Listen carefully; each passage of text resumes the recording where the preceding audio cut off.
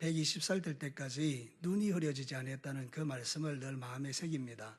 그것은 내가 올해 120살까지 살겠다는 그런 의미가 아니라 내가 70을 살든 80을 살든 분별력 없는 인생이 돼서는 안 되겠다.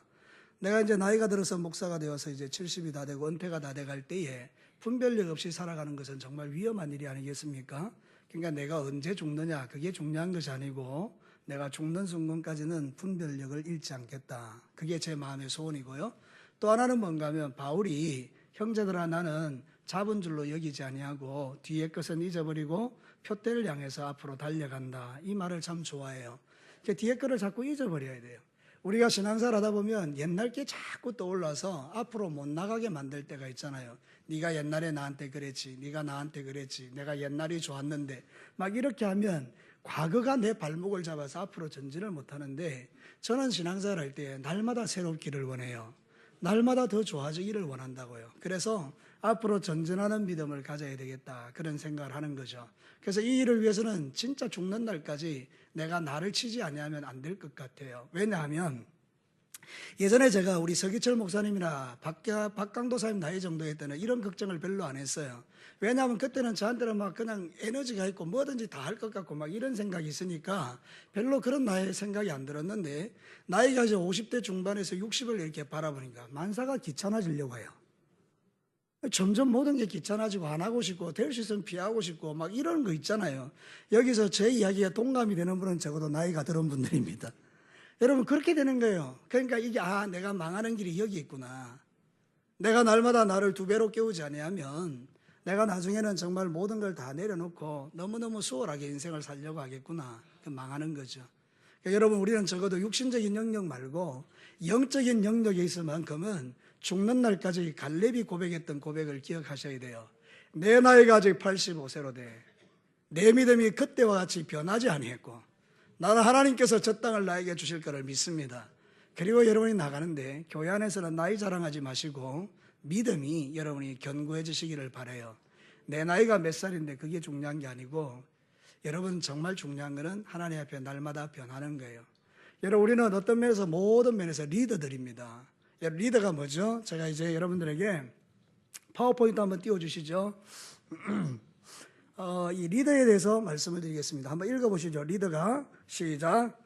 영향을 미치는 사람이 리더들이죠. 그래서 우리는 영향을 끼치는 게 리더예요. 리더는 앞에 나가는 사람이 리더가 아니고 어떤 사람에게 영향을 주느냐. 그런 면에서 여러분 여기 앉아있는 분은 전부 리더예요. 심지어는 저기 선민이 정민이도 리더예요. 왜냐하면 쟤들 밑에 또 어린애들도 있잖아요. 그죠? 형님으로서 애들한테 영향을 미치는 거예요. 쟤들이 만약에 예배 시간에 저렇게 정민이가 딱 이래 멋지게 이렇게 이랬으면 괜찮다.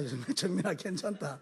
다른 애들도 저러는가 이렇게 할 수 있는 그런 거 있잖아요. 그죠? 네 보고 뭐라는 거 아니다. 네 포즈는 멋있었단다. 그런데 우리가 신앙생활 할 때 뭘 이야기하는가 하면 내가 나이에 많고 적음에 상관없이 우리는 뭐다고요?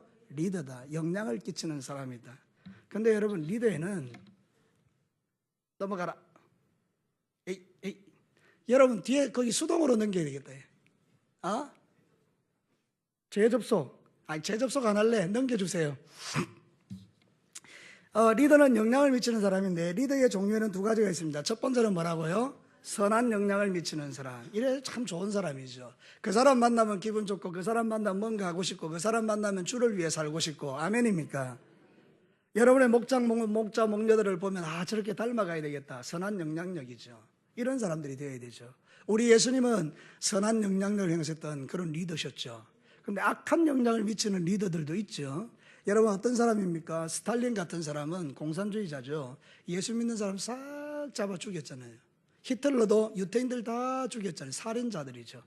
그가 가지고 있는 권세를 가지고 사람을 죽이는 일에 힘썼다는 거죠. 우리도 그럴 수 있습니다. 여러분이 가지고 있는 권력으로, 여러분이 가지고 있는 그것으로, 직분으로 얼마든지 사람을 죽일 수 있죠. 우리는 악한 영향력을 미치는 사람이 돼서는 안 되는 것입니다. 하나님이 여러분에게 주신 것은 선한 영향력을 행사하라고 하신 겁니다. 그러니까 여러분 선한 리더들이 되시기를 축복합니다. 자, 저를 따라서 한번 합시다. 나는 선한 영향을 미치는 리더입니다. 이해가 되십니까? 여러분 다 리더입니다. 선민이 정민이도 다 리더라고 했습니다. 우리는 다 리더예요. 그러면 여러분 리더에 있어서 특징이 뭔가 하면 좋은 리더는요 안정감이 있어요. 그 다음 거 넘겨주세요. 이 탑 리더들의 특징은 뭔가 뭐가 있다고요? 안정감이 있어요. 쉽게 흔들리잖아요. 리더가 흔들리면 다 흔들리죠. 아버지가 흔들리면 다 흔들리죠. 목사가 흔들리면 다 흔들리죠. 목사가 맨날 여기서 설교할 때마다 아이고 우리 교회 큰일 났습니다. 우리 교회 큰일 났습니다. 어쩌면 좋습니까? 맨날 큰일 났습니다. 이러면 여러분의 심장에 새겨진 말씀이 뭡니까? 아이고 큰일 났네. 우리 교회 이름 바꿔야 됩니다. 큰일 난 교회, 진교 큰일 난 교회 뭐 이렇게 되는 거예요. 근데 여기 있는 목사가 그러는 거예요. 여러분 두려워하지 마십시오. 하나님이 우리와 함께 하십니다. 여러분에게는 하나님이 항상 함께 하십니다. 정말 여러분의 믿음이 너무 없어서 큰일이네. 여러분 하나님이 여러분과 항상 함께 하십니다. 그렇죠. 두려워하지 마십시오. 여러분의 모든 삶 가운데 반드시 좋은 일이 일어난다고요. 우리가 흘린 눈물은 절대 헛되지 않습니다. 제가 요즘 우리 권사님 한 분 늘 흘렸던 그 눈물의 열매를 보고 있어요. 아, 하나님은 눈물 흘린 거 절대 외면하시지 않는구나. 이게 참 좋죠. 그러니까 이런 리더들은 안정감이 있어야 돼요. 흔들리지 않아야 돼요. 근데 그 리더가 감정에 따라서 너무 흔들리는 거예요. 아침에 리더, 저녁에 리더가 다 다른 거예요. 아침에는 좋았다가 저녁에는 나빴다가 뭐 분초마다 달라지면 우리가 어떻게 따라갈 수 있겠어요? 예수님 한번 보실래요? 예수님 풍랑이 일어났습니다. 풍랑이 일어난 바다에서 제자들은 난리가 났습니다. 뭐 죽는다고 소리를 지르는데 예수님 뭐 하고 계셨습니까? 주무요. 대단한 안정감이죠. 일어나셔서 뭐 하셨습니까? 바람과 바다여 잔잔하라. 이걸로 끝난 거죠. 안정감이 대단히 있는 분입니다. 예수님은요 흔들리지 않습니다. 바리새인들이 가는 데마다 욕합니다. 네가 뭔데 안식일날 사람 고치느냐. 그러니까 예수님이 그다 대놓고 막 삿대질하면서 싸우십니까? 안 합니다. 안식일의 주인은 나다. 이거 끝내버립니다. 안정감이 뭐 예수님을 건드릴 자가 아무도 없는 거예요. 여러분 놀라운 거는요, 오병이의 기적 아시죠? 베세다 들판에서 그 많은 2만 명이 넘는 사람이 전부 다 배고프다고 난리를 칠 때 예수님 안정감이 있습니다. 제자들에게 말합니다. 너희들이 떡 줘라. 제자들이 뒤집어집니다. 우리가 무슨 돈이 있습니까? 근데 예수님은 전혀 걱정 안 합니다. 있는 것 가져와 봐라. 그래서 여러분 물고기 2마리 보리떡 5개로 떼기 시작하니까 5천 명이 먹고도 12강줄이가 남았어요. 대단한 안정감이죠. 우리가 예수 그리스도를 믿는 것은 축복입니다. 그 예수가 여러분 안에 있습니다. 그러면 여러분 흔들려야 됩니까? 말은 찰떡같이 잘해요. 우리가 네 아멘 아멘이라고 집에 가면 맨날 흔들리고 난리나고 막 와장창거리고 막 싸우고 막 부부들끼리 막 난리가 납니다. 그러지 마시고 안정감 가지시라고요. 아무리 여러분을 자극하고 건드려도 끄떡없는 거예요. 왜냐하면 여러분 안에 누가 계시다고요? 이렇게 설교할 때 보면 꼭 자신이 없어요. 여러분들이. 여러분 안에 누가 계시다고요? 아멘. 심지어는 죽은 나사로 앞에서도 무덤 앞에 썩은 냄새 나는데도 예수님 안정감이 있어요. 나사로야 나오너라. 우리가 믿는 예수님은 우리에게 안정감을 주는 탑 리더예요. 왜 예수님은 그렇게 살 수 있었을까? 지난번에 제가 설명할 때 2가지 이유를 드렸어요. 그분의 신분과 그분의 사명 때문이에요. 자, 성경 넘어가겠습니다. 탑 리더의 예수 그리스도, 넘겨주세요. 탑 리더 예수 그리스도 첫 번째 신분이죠. 그분의 신분은 뭡니까? 하나님의 아들. 마가복음 1장 1절 다 같이 읽겠습니다. 시작. 하나님의 아들 예수 그리스도의 복음의 시작이라. 예수님이 누구라고요? 하나님의 아들. 그분의 신분은 하나님의 아들이셨어요. 이 하나님의 아들이란 말은 하나님이 낳았다 이런 뜻이 아니고 하나님과 똑같은 위다 이런 뜻이에요. 쉽게 이야기하면 예수님은 하나님이시다 이 말이에요. 하나님이시니까 흔들리겠습니까? 천지 만물을 지으신 하나님이 당신의 신분이 확실한데 흔들리겠어요? 흔들리지가 않죠. 우리도요 그렇습니다. 여러분 어느 기업이 튼튼한 기업이 있는데 사장 아들이 있어요. 사장 아들이 옷을 갖다 추리닝 같은 거 입고 왔어요. 일하러 왔는데 추리닝 입고 왔다고요. 그러니까 사장님이 지나가다가 한마디 하는 거예요. 네 옷차림이 그게 뭐야? 그러면 여러분 이 아들이 거기에 영향을 받겠습니까? 안 받겠습니까? 좀 기분은 나빠도 뭐 내가 이 집의 아들인데 그 추리닝 한번 입었다고 뭐라 그러냐 이러고 아버지하고 맞짱 뜰 수 있지 않습니까? 그렇죠? 나쁜 아들이라면. 그러니까 아들이 가지고 있는 권세는 아버지의 말에 그렇게 뭐 영향을 받지 않아요. 근데 여러분 거기 직원 하나 있는데 이 직원한테 말하는 거예요. 사장이 지나가다가 너 잘리고 싶어? 여러분 이렇게 이야기하면 이 직원은 지금 어떻습니까? 그 말 한마디가 엄청난 충격이죠. 똑같이 잘못을 해도 신분이 아들인 사람하고 종업인 다른 거예요. 무슨 이야기인지 이해가 됩니까? 어떤 압박이 와도 내 신분이 확고하면 흔들리지 않는다 이 말입니다. 그런데 신분이 확고하지 않으면 건들 때마다 흔들리는 거예요. 여러분들은 하나님의 자녀들입니다. 아멘. 하늘나라의 백성입니다. 흔들리지 않는 거예요. 왜냐하면 나의 신분이 저 하늘에 있고 나의 어떤 그 삶이 확고하지 않습니까? 원수 마귀가 건드려봐도 소용도 없는 거죠. 여러분들은 하나님의 자녀들이니까 이게 여러분들에게 굳건하게 세워져야 된다 이 말입니다. 예수님은 신분이 확고했던 사람이에요. 건드려도 소용없어요. 하나님이신데. 여러분들도 그렇게 되기를 축복합니다. 아무리 건드려도 흔들리지 않으시기를 바랍니다. 두 번째는 뭐죠? 탑리더 예수님. 사명이에요. 하나님의 영광을 위하여 살아가는 게 그의 사명이었어요. 자, 그럼 한번 읽어봅시다. 요한복음 17장 4절 시작. 아버지께서 내게 하라고 주신 일을 내가 이루어 아버지를 이 세상에서, 예수님이 아버지를 영화롭게 하는 건 뭐죠? 십자가의 죽음요. 예수님은 뭐하러 오셨습니까? 세상에 죽으러 오셨어요. 그래서 중간에 막 가는데 마귀가 건드린 겁니다. 수제자를 통해서. 수제자가 누구죠? 베드로. 베드로에게 예수님이 말씀했습니다. 제자들을 앉혀놓고 나 죽는다 그랬더니 베드로가 뭐라 했습니까? 그리하지 마옵소서. 막았죠. 그때에 예수님이 어떤 걸 보여줍니까? 고맙다. 나도 안 그래도 안 죽으려고 그랬는데 네가 그래 말해주니까 안 죽어야 되겠다. 이렇게 했습니까? 예수님 뭐라고 하죠? 사단아 떠나가라. 예수님의 안정감은요, 자기의 사명에 있었어요. 나는 죽으러 온 자다. 죽기 위하여 십자가 가기까지 흔들리지 않습니다. 마찬가지로 저와 여러분은 신앙생활할 때 죽으려고 신앙생활하는 겁니다. 여러분이 죽기를 각오하고 결단하면 흔들리지 않습니다. 어떤 사람이 이제 우리가 총회가 돼가는데 회장이 됐습니다. 아, 나 하기 싫어요. 막 이런 게 아니라 주님 감사합니다. 내게 이 일을 맡겨주셨으니 1년 동안 죽겠습니다. 왜 아무도 아멘을 안 하십니까? 여러분, 우리가 진짜 예수를 믿으면 내게 맡겨주는 게 하나님이 주신 줄 알고 맞습니다. 주님, 내가 1년 동안 죽겠습니다. 그러면 여러분의 인생 가운데 하나님의 역사가 시작됩니다. 흔들리지 않습니다. 이 1년을 정말 아름답게 마무리 지을 수 있죠. 여러분의 인생 가운데 이런 것들이 마음속에 새겨지기를 축복합니다. 여러분의 신분은 뭐라고요? 하나님의 자녀. 여러분의 사명은 뭐라고요? 예수님처럼 죽는 거예요. 그래서 하나님을 영화롭게 하는 거예요.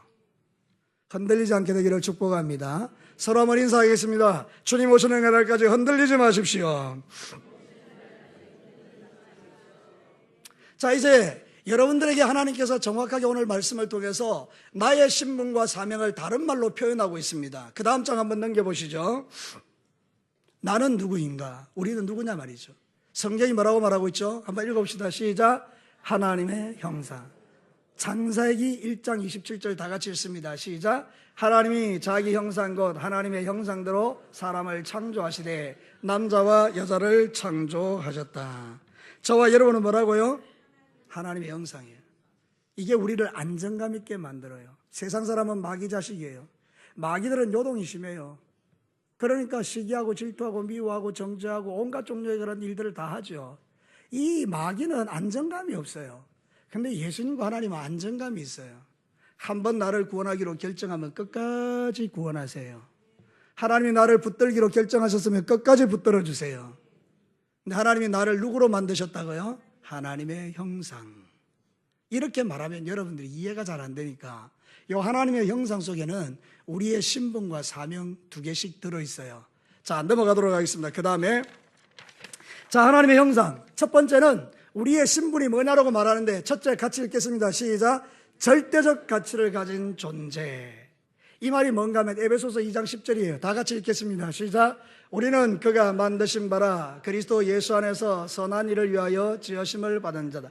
우리를 누가 만들었다고요? 하나님이. 자, 여러분 제가 물어볼게요. 여러분 그림 잘 그리세요? 여러분 어떤 사람은 그림을 정말 기가 막히게 잘 그려요. 근데 저는 그림을 잘 그립니까? 못 그립니까? 대답 잘 하십시오. 저는 그림 잘 그려요? 못 그려요? 못 그려요. 사람 그리는 거 보세요. 동그라미 눈 두 개 찍고 이렇게. 여러분, 나는 이게 그쪽이라 은사가 없어요. 그림을 잘 못 그려요. 근데 여러분, 사람은 그릴 수 있잖아요. 근데 하나님은 어떠실까요? 하나님이 그림을 그리면 뭘로 만들어내실까요? 최고의 글작품. 왜 그런지 아세요? 사람들에게 은사를 주셨는데 미켈란젤로에게 여러분 그림 그리고 조각하는 은사를 주셨는데 하나님의 능력이 몇 분의 억만 분의 1도 안 되죠. 근데 그 작품으로 세계에서 가장 탁월한 작품을 만들어내죠. 그게 그 사람의 작품이겠습니까? 누구 작품이겠습니까? 맞습니까? 하나님은 너무 아름답게 만들어낼 수 있는 탁월한 분입니다. 그 하나님이 누구를 만들었다고요? 나를 만들었어요. 제가 물어볼게요. 여러분을 누가 만들었어요?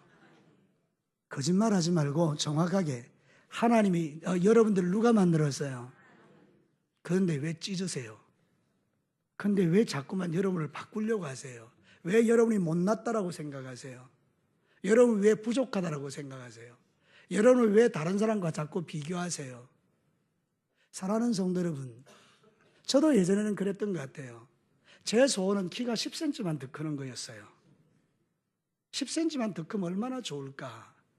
근데 여러분 하나님은 저를 10cm 안 크게 하셨어요. 그럼 그건 하나님이 나를 실패하신 건가요? 자, 여러분 한번 봅시다. 여기 우리 키 큰 분들이 있는데 여러분은 성공한 작품이고 나는 실패한 작품이다. 아멘. 그런 거 아니잖아요. 하나님은 나한테 딱 165를 주셨어요. 이게 나한테 딱 맞는 거예요. 어떤 사람은 180으로 살아가게 하셨어요. 하나님의 작품이죠. 이 수준 높은 이야기 이해되십니까? 비교하지 마라 이 말입니다. 여러분은 하나님이 만든 최고의 작품입니다. 최고의 글작품입니다. 하나님은 우리에게 이렇게 말했어요. 시편 기자를 통하여 하나님의 신묘막측한 작품이다. 신묘막측하다는 말이 뭔가 하면 인간의 지혜로는 말로 다 할 수 없는 멋진 작품이 여러분이라 이 말입니다. 여러분 영적 자존감을 가지세요. 돈 없어도 공부 못해도 학교 좀 짧게 나와도 글 못 읽어도 괜찮아요. 하나님이 여러분을 최고의 작품으로 만드셨습니다. 믿으시면 옆 사람에게 이야기해 주십시오. 당신은 하나님이 만든 최고의 작품입니다. 여러분 안에 하나님이 계시다고요. 하나님이 계신 여러분들이 왜 그래 쫄고 두려워하고 염려하고 비교하고 돈이 많고 적음 때문에 신분 차이를 결정합니까? 언제부터 여러분이 돈 많았습니까? 요즘은요 돈 많으면 대장이에요. 여러분 그렇습니까? 돈 없으면 바보인 줄 알아요. 아닙니다 여러분. 세상에서 가장 바보는 예수 없는 사람입니다. 세상에서 가장 탁월한 사람은 예수 있는 사람입니다. 여러분은 세상에서 가장 탁월한 사람들입니다. 하나님이 만드셨다니까요. 우리는 그의 만드신 바라. 이걸 여러분이 절대적 가치를 붙들고 살아야 돼요. 인간은 자꾸 거기다 뭐 집어넣어요. 네 공부 어디까지 했노? 네 돈 얼마나 가지고 있노? 네 신랑은 얼마나 잘났노? 네 직업은 뭐냐? 시시한 거 자꾸 집어넣어요. 그러나 하나님에게 비교해보면 그거 다 먼지예요. 먼지, 티끌. 우리가 자랑하는 건 다 티끌이라니까요. 우리의 자랑은 누구만 자랑해야 돼요? 예수님만 자랑해야 돼요. 우리는 누구만 자랑해야 돼요? 하나님만 자랑해야 돼요. 우리는 누구만 자랑해야 돼요? 구원받은 나의 이 아름다움을 자랑하셔야 돼요. 이제 이해가 되십니까? 여러분의 신분은 절대적 가치를 가진 존재입니다. 이제부터 내 앞에서 아이고 목사님 저는 부족해서 그러시면 안 됩니다. 저를 따라서 한번 합시다. 아이고 목사님 난 부족해서. 여러분 부족합니까? 부족하지 않습니까? 인간적으로 보면 부족하지요. 근데 하나님은 여러분을 어떤 존재로 지으셨다고요? 절대적 가치로. 탁월하신 분들이에요. 여러분들은 놀라운 하나님의 능력을 가진 자예요. 그래서 제가 처음 시작할 때 이야기했잖아요. 제가 120살 될 때까지 모세가 눈이 흐려지지 않은 분별력을 갖기 원합니다. 그 이야기는 뭔가 하면 제가 나이가 들어가도 아름답게 나이 들겠습니다. 그 이야기입니다. 영적으로 더 깊어지고 싶습니다. 제가 서울에 다녀보니까 피곤해요. 이번 금요일 날 심야기도 그거 다 하고 밤에 늦게 차 타고 새벽 3시에 일어나가지고 갔거든요. 참 피곤하더라고요. 그때 올라가니까. 하룻밤 전에 가서 자면 괜찮은데 제가 왜 거기 쫓아갈까요? 그냥 집에 있으면 되는데 푹 자면 되는데 제 마음에 열망이 있는 거예요. 열망. 하나님 나는 변화되고 싶어요. 나는 죽는 날까지 하나님 닮고 싶어요. 그래서 내게 있는 그 귀한 거 받은 거 우리 성도들에게 나누어 주고 싶어요. 그래서 우리 성도들이 나와 함께 하나님 나라를 이루고 싶어요. 변화되고 싶은 열망이에요. 여러분 우리는 살다 보면 이 정도면 됐다. 그건 망하는 거죠. 아닙니다 주님. 아직도 나는 자본줄로 여기지 않겠습니다. 그러면서 주님을 향하여 달려갈 때 이 절대적 가치를 지으신 하나님께서 저를 통해서 놀라운 일을 행하시는 거죠. 여러분, 여러분들은 하나님의 형상으로 절대적 가치를 가진 존재임을 믿으시기를 바랍니다. 자, 두 번째 신분. 다시 읽겠습니다. 하나님의 형상, 그 다음 뭐라고요? 하나님과 교제하는 존재. 읽겠습니다. 고린도전서 1장 9절 시작. 너희를 불러 그의 아들 예수 그리스도 우리 주와 더불어 교제하게 하신 이는 하나님은 미쁘시다. 이건 너무나 놀라운 특권입니다. 전능하신 하나님과 우리가 뭐하는 거? 교제하는 거. 이건 뭐죠? 이야기하고 듣고 이야기하고 주님과 만나고 데이트하고 이 모든 걸 다 포함하는 거예요. 하나님 우리를 왜 만나고 싶어 할까요? 하나님이 내 얼굴 보고 싶어 하는 이유가 뭘까요? 주고 싶어서. 다시 제가 여러분에게 물어봅니다. 하나님이 우리를 만나고 싶어 하는 이유가 뭘까요? 주고 싶어서. 뭘 주고 싶어서요? 그분의 권세, 그분의 능력, 그분의 물질, 그분이 가지고 있는 좋은 것, 그분의 은사, 그분의 권세, 그분이 가지고 있는 하늘과 땅의 모든 걸 다스릴 수 있는 능력, 원수마귀를 발로 밟을 수 있는 이 모든 것들, 우리가 기도하는 모든 제목들, 이 모든 것을 응답하고 주시기를 원하는 분이 내 아버지 하나님이십니다. 내가 하나님의 형상이라는 말은 뭔가 하면 하나님과 교제할 수 있는 존재가 되었다라는 거예요. 이건 축복입니다, 여러분. 여러분이 살고 있는 모든 세상 가운데서 내가 눈을 들어 하늘을 바라보며 아버지 이 부를 수 있는 특권은 하나님이 특별한 여러분에게 주신 은혜라고요. 어느 누가 하나님을 아버지라고 부를 수 있습니까? 어느 누가 하나님을 교제하는 분으로 만날 수 있습니까? 하나님 안 만나십니다. 그런데 여러분, 저와 여러분은 그냥 입만 열면 주님이 오셔서 그래 사랑하는 동진아 왜 내 이름 불렀니? 여러분 눈에 보이진 않지만 전능하신 하나님께서 여러분의 모든 형편과 처지를 하시고 여러분이 이름을 부를 때마다 주님 오셔서 여러분의 기도를 들으시는 줄로 믿습니다. 하나님이 기도를 듣는 분이 아니라면 내가 주님 앞에 나아갈 이유가 전혀 없지만 그러나 주님은 우리에게 분명히 말씀하시는 거 하나 있습니다. 너는 내게 부르짖으라. 그리하면 내가 너에게 응답하겠고, 주님이 약속하신 것은 우리가 하나님과 교제할 수 있는 자로 만드신 거예요. 사랑하는 성도 여러분, 여러분이 이 특권을 놓치지 마시라고요. 하나님이 신분이 교제할 수 있는 신분으로 만들으셨어요. 얼마나 좋은지 몰라요. 이건 우리의 신분이에요. 우리는 탁월한 존재고 절대적 가치를 가진 존재고 우리는 하나님과 교제하는 존재다.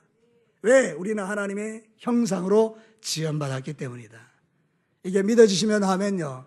자, 이제 사명으로 넘어갑시다. 우리의 사명은 무엇입니까? 같이 읽겠습니다. 하나님을 카피한 존재예요.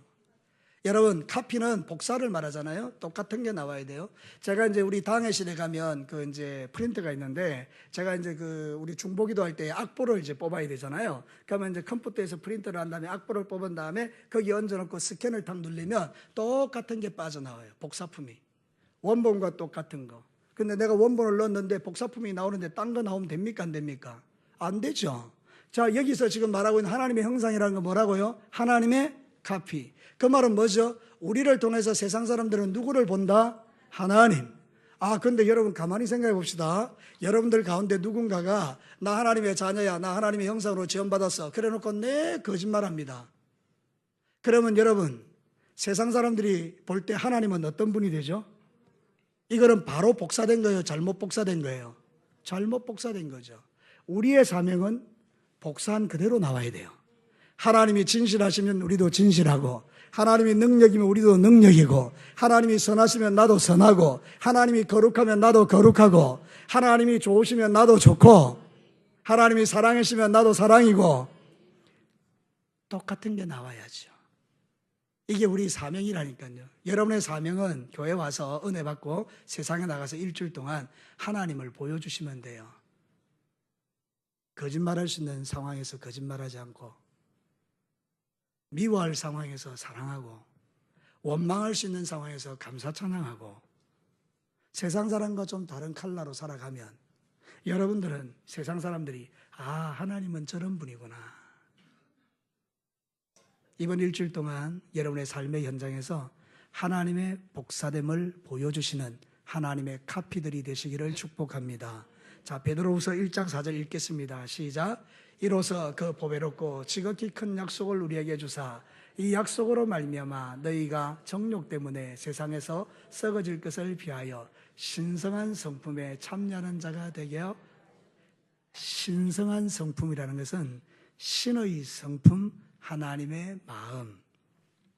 그러니까 우리가 세상에서 썩어질 정욕을 피하게 하시는 이유가 뭔가 하면 나를 통해서 하나님의 성품을 보이라는 거예요.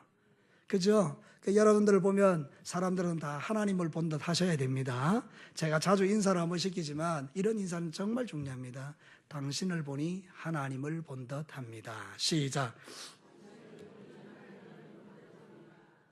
그러면 이런 이야기 시키면 비비 꼬우는 분들이 있어요. 막 꼬우면서 나는 하나님의 형상이 아닌데, 내 모습은 그게 아닌데. 여러분 그렇게 생각하실 필요 없어요. 하나님은 여러분을 하나님의 작품으로 멋지게 지으셨어요. 여러분들이 살아가는 모든 삶의 현장에서 여러분의 말과 행실과 삶을 통해서 주님의 성품을 보여주시고, 기도 제목을 그걸로 삼으시라고요. 하나님, 나를 통해서 하나님을 보여주십시오. 저를 따라서 합니다. 나를 통해서 하나님을 보여주십시오. 마지막입니다. 하나님의 형상, 나의 사명이 뭐냐? 크게 읽어봅시다. 뭐 하는 존재? 세상을 다스리는 존재. 오늘 28장에 말하고 있죠. 읽겠습니다. 시작.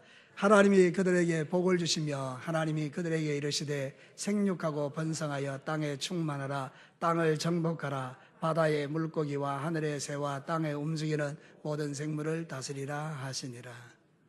여러분 이제 저를 한번 보십시오. 스위스라는 나라가 있어요. 스위스라는 나라는 칼빈이 종교개혁을 통해서 변화시킨 나라죠. 근데 그 나라는요, 하나님 주신 그 자연 있잖아요. 그 산, 들, 자연 이런 걸 가지고 열차를 만들어서 그 열차가 산 꼭대기까지 올라가서 지금도 산악 열차를 통해서 그 스위스에 올라온 몽블랑이라는 엄청나게 아름다운 산을 구경해요. 그래서 그 산을 개발한 다음에 그 산을 가지고 돈을 벌잖아요. 그죠? 그래서 나라를 부강하게 만들어요. 그러니까 스위스 사람들은 하나님을 믿는 사람이니까 산을 정복하고 다스린 것이죠. 잘 들으셔야 됩니다. 산을 정복하고 다스린 거예요. 그래서 그 산을 통해서 하나님 주시는 풍성함을 누리고 지금도 스위스는 모든 사람들이 잘 먹고 잘 살아요. 근데 그 사람들이 저는 이제 이런 결의를 했다 그래요. 의회에서인가 1인당 300만 원씩 우리가 월급 줍시다. 일 안 하고도 먹을 수 있도록 300만 원씩 줍시다. 그만큼 돈이 많다는 이야기잖아요. 근데 놀랍게도 그 스위스 백성들이요, 필요 없다. 우리 같으면 와 너무 좋다 이럴 텐데 그래 하면 우리 망한다. 하나님이 가르친 건 그런 게 아니다. 열심히 일하고 열심히 수고해서 소득을 얻어야 된다. 너무 복지 쪽으로 가면요, 일 안 하고 놀고 먹는 사람이 생기면서 나라가 망합니다. 위험한 거예요. 근데 스위스 사람들은 그렇게 안 하는 거죠. 다스리고 정복하는 거예요. 우리나라는요, 조선 땅은 산을 뭘로 섬기죠? 신으로 섬겨요. 산신령이 있다 그러고 산을 함부로 손대지 못하게 하고, 동네 나무 있잖아요. 큰 나무. 그 나무에 전부 다 새끼줄 칭칭 걸고 뿔긋뿔긋한 거 막 걸어놓고 거기에 뭐가 있다고 믿는 거예요. 그래 막 이 얼마나 어리석은 인생들입니까? 산을 관광 상품으로 만들어서 그 모든 백성들이 잘 먹고 잘 살 수 있도록 다스리고 경작하는데, 우리나라의 사람들은 그 신을 섬기면서 손도 못 대게 하고 그러면서 우리가 점점 쪼그라드는 인생을 살았다 이 말이에요. 그러니까 여러분 우리 인생도 똑같아요. 어떤 사람은 자기의 인생을 다스려요. 경작하고. 그런데 어떤 사람은 그냥 될 대로 되라 이러고 사는 거예요. 하나님의 형상으로 지원받은 자의 사명은 우리의 삶의 자리를 다스리는 것입니다. 원수마귀를 발로 밟고 여러분의 운명을 이겨내고, 그러면서 여러분은 더욱더 하나님이 주시는 축복 안에서 내 삶을 개척해 가면서 하나님의 축복을 구하고 그렇게 살아가는 거잖아요. 여러분 너무 사고의 폭이 좁아가지고 여러분의 삶 속에서 하나님 주시는 축복을 쪼그라뜨리는 인생이 아니라 하나님이 여러분의 삶에게 주시는 풍성함을 누리시기 바랍니다. 제가 우리 지도자 그룹에 공부시킬 때 이야기했지만 경작이라는 게 있어요. 경작이라는 건 뭔가 하면 황무지를 개간해서 아름다운 땅으로 만드는 거예요. 복음의 능력이 경작에 있습니다. 예를 들어서 덴마크 있잖아요. 덴마크의 땅은 해적 땅이 바이킹, 스웨덴, 덴마크이 다 해적이거든요. 근데 여러분 지금부터 한 200년 전에 그들은 해적 생활하면서 먹고 살았다고요. 도끼 들고 다니면서 사람 죽이고 그러면서 빼앗고 그걸로 먹고 살았다고요. 근데 여러분 거기에 한 사람이 성경을 받았어요. 성경책을 가지고 1년 중에 변화가 됐어요. 아, 우리는 하나님의 형상으로 지원받은 사람이구나. 땅을 다스리고 정복하는 사람이구나. 그때부터 이 사람이 그 복음을 전하기 시작하는데 200년이 채 되지 않아서 스웨덴과 덴마크가 다 바뀌었습니다. 더 이상 해적질하지 않고 하나님 주신 축복을 누리는데, 제가 새벽마다 이렇게 이제 유럽을 위해서 기도하잖아요. 그죠? 스웨덴이라는 나라를 이렇게 기도하는데 보니까 96%가 루터교예요. 루터의 영향을 받은 루터교인데, 이 세상에서 가장 잘 사는 나라 중에 하나가 스웨덴이에요. 그 땅이 경작된 거죠. 해적들이 가득한 그 땅이 복음으로 경작됐죠. 저는 여러분들의 심령 속에 하나님의 경작이 일어나기를 축복합니다. 완고한 마음으로 살지 말고 부드러운 마음으로 살아서 하나님의 말씀을 아멘으로 받고 여러분의 인생을 경작시키기 시작하면 이 다스리는 자가 될 수 있는 거예요. 다스림을 받는 자가 되지 마시고 여러분 다스리는 자가 되시기를 축복합니다. 말씀을 마칠게요. 마지막 거 한번 보세요. 나는 누구인가? 나는 하나님의 형상이다. 첫째는 뭐라고요?